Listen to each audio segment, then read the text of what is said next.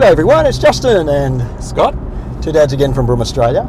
And now mate, today we've had a few people on the channel that have been asking about this. They've been wondering, I mean, this is your baby we're in today. It's your 2019 BMW M2 Competition, correct? Yep, that's right. And I think we did a initial video ages ago before everything happened, and you know, you were really excited about how the car was and everything.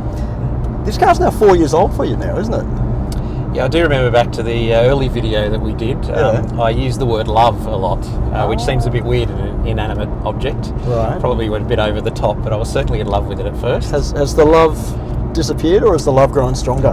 It's still there as strong as ever, I think. So I still love it every time. Every time I jump in this car, it's not just about going from A to B, it's a bit of fun. Yeah. Well, why don't we today? Let's do a bit of an owner review.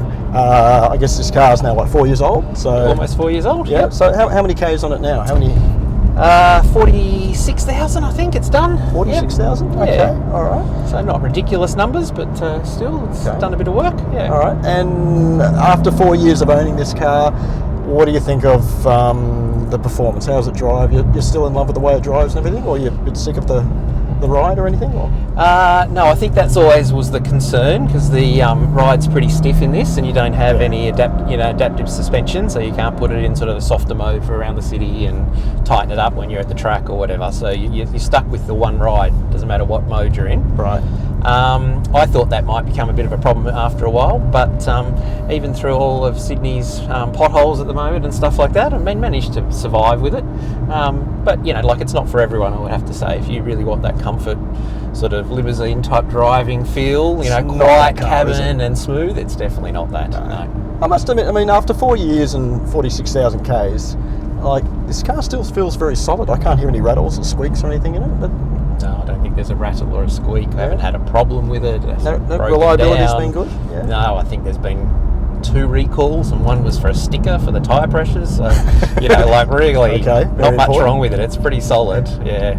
Maybe that's the benefit of an M2 normally follows the actual 2 Series quite a bit later. I mean, it does have different parts, but a lot of those parts are tested in the other M models first, or the 2 Series first. So probably some of the problems are shaken out before they get to the M2. Yeah. I have a question for you. Now, like, when you first get a car, I suppose, and it's a powerful car, you sort of get blown away by how strong the car is and everything like that. I found after a while you kind of get used to it. Now, how many kilowatts has this car got, like, from the factory? Just over 300. Okay, and like, what does 300 kilowatts feel like after 4 years? Do you feel like you're used to it, or is it still surprising every time you jump in it? Well, if it's raining, you get into it with a lot of respect, because it still has a huge amount of power. Okay. Hey, it's control power. And you put your foot down, you know, you get this thing to slide, spin. You know, the wheels will spin regularly, right, dry or wet, because there's just so much power going to those rear wheels. Okay. Yeah. Which is fantastic. So no, it always deserves a lot of respect, and no, the power's never felt any less. I don't think I could imagine driving a car with any more. So it's been a good surprise for you every time you jump in this car? Absolutely. Yeah? Okay. Yep. What about, I mean, has it been family friendly for you too? I mean, it is a 2-door, it is a 4-seater. What's it been like to live with? Yeah, there's certainly a compromise there, right? So let me start with the boot space. Okay. That's been adequate, right? Yeah. So we're only talking about one child that's in this most of the time, so it's that's all we're dealing with. So one school bag or a couple of school bags. Mm-hmm. No complaints from her being shopping 2-door? Well, as she's got taller over those 4 years, significantly taller, yes, there has been quite a few complaints about the hassle of getting in and out. Okay. Yeah, so it is something you have to deal with to drive a car like this. Yep. Okay, mate. Now, the M2 competition, when it came to Australia, it was pretty much it, wasn't it? There wasn't that much in terms of options or anything like that. So I think the sunroof was an option, which you've got on this car. Pretty much when you get in Australia, it comes with almost all the options, and there wasn't any else, especially as I got one of the first ones in Australia. Yep. You know, there wasn't much available at that time. Yep. Now, have you found over these 4 years, has the equipment been, like, to your satisfaction, or is there anything that you would have preferred, that you would have liked BMW have put in the car to make the car a bit better for you? I suppose I'm always jealous when I see those M3s and M4s with the carbon roof. That was something I would have liked back then, but ended up getting a sunroof, so not applicable for a carbon roof. The diffuser at the back was the thing that annoyed me, and eventually I had to replace it. Why is a that? Plastic diffuser, really, I thought cheapened the car. At the back, just didn't look that good. Yep. Put a nice carbon diffuser on, and I think it transformed the way the back looks. Especially hugging around those quad exhaust pipes and stuff, it really does look much better. Have you done anything else to the car? Or? Replaced a few little bits and pieces, and again, it's probably all those little just plain black plasticky pieces, just with something better. Because of the US standards, it's got reflectors on the back, so I replaced those with some sort of upgraded parts. Inside, I changed all the red buttons because I've got a blue car to blue buttons. Can't say that gives me much credibility or anything, but makes me feel good every time I'm in it. It's a little bit of personalisation. But yes, that's about it. The rest of it, it's so well spec'd when it comes out. There's not a lot you need to do. Okay, well, that's good. Give me some positives and give me some negatives about the car. Okay, so positives, it's fun every time you drive, just A to B in the city. It's great on the open road as well. I mean, like, there's no better car to try and overtake another car on the freeway and just get up to speed and around it and back down to the normal speed limit. It's fantastic. Yep. I've managed to take it to the track a number of times, right? So so it's also something really special to be able to take to the track. So I think a car that's capable of doing the everyday thing and then very, very capable on the track is fantastic. Yep. Any negatives? Negatives. I think we just come back to that ride, right? If someone has to make sure, if they want a car like this that is, capable of track stuff on the weekend and is capable of doing the city thing, you're quite often going to have to compromise a bit on the ride quality around the city day to day. Yep. What about running costs and things like that? Well, fixed price servicing for the first 4 years was, pretty cheap. Haven't had to do all the expensive things yet, so maybe I'm going to encounter that over the next couple of years, brakes and those sorts of things. What about tyres?